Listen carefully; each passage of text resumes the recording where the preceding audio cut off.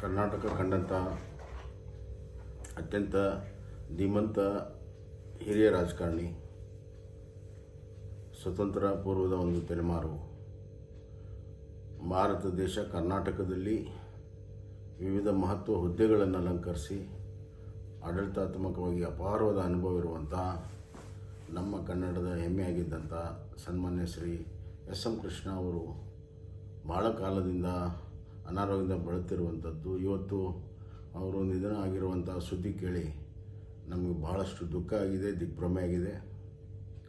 ಒಬ್ಬ ಹಿರಿಯರು, ಮಾರ್ಗದರ್ಶಕರು, ಹಿತಚಿಂತಕರನ್ನ ಕಳ್ಕೊಂಡಿದ್ದೇವೆ ಅನ್ನೋಂಥ ಭಾವನೆ ನನಗೆ ಬರ್ತಾಯಿದೆ. ಕರ್ನಾಟಕ ಎಸ್.ಎಂ. ಕೃಷ್ಣ ಅವ್ರನ್ನ ಕಳ್ಕೊಂಡು ಭಾಳ ಬಡವಾಗಿದೆ. ಸಾರ್ವಜನಿಕ ಜೀವನದಲ್ಲಿ ಅತ್ಯಂತ ಒಂದು ಪರಿಶುದ್ಧವಾಗಿರುವಂಥ ಬದುಕನ್ನು ನಡೆಸಿ ಆದರ್ಶಮಯವಾಗಿರುವಂಥ ನಡವಳಿಕೆಯಿಂದ ಇಡೀ ಭಾರತಕ್ಕೆ ಅತ್ಯಂತ ಪ್ರಿಯರಾಗಿದ್ದಂಥವ್ರು ಎಸ್.ಎಂ. ಕೃಷ್ಣ ಅವರು ವಿದೇಶದಲ್ಲಿ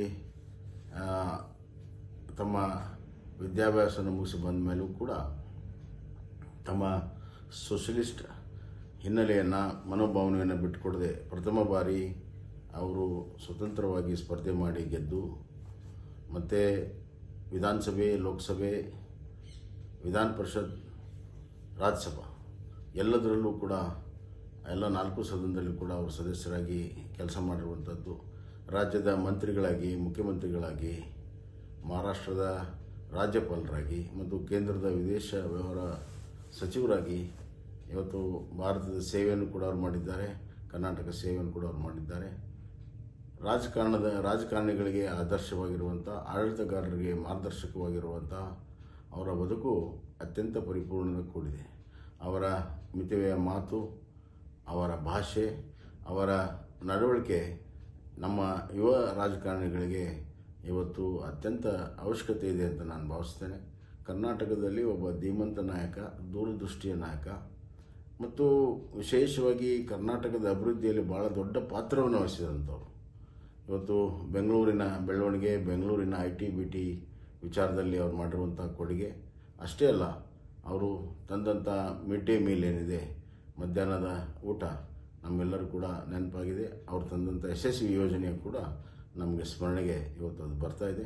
ಅಷ್ಟೇ ಅಲ್ಲ, ಅವರು ಇವತ್ತು ರಾಜಕಾರಣದಲ್ಲಿ ಯಾವುದೇ ಹುದ್ದೆಯಲ್ಲಿದ್ದರೂ ಕೂಡ ತಮ್ಮ ವ್ಯಕ್ತಿತ್ವವನ್ನು ಎಂದೂ ಕೂಡ ಬಿಟ್ಟುಕೊಡದೆ ಅತ್ಯಂತ ಸ್ವಾಭಿಮಾನದ ಬದುಕನ್ನು ಕೂಡ ಅವರು ನಡೆಸಿದ್ದರು. ಅವರು BJPಯನ್ನು ಸೇರಿ ನಮ್ಮ ಪ್ರಧಾನಮಂತ್ರಿಗಳಿಗೆ ಭಾಳ ಹತ್ತಿರವಾಗಿರುವಂಥ ಒಬ್ಬ ಧೀಮಂತ ನಾಯಕ.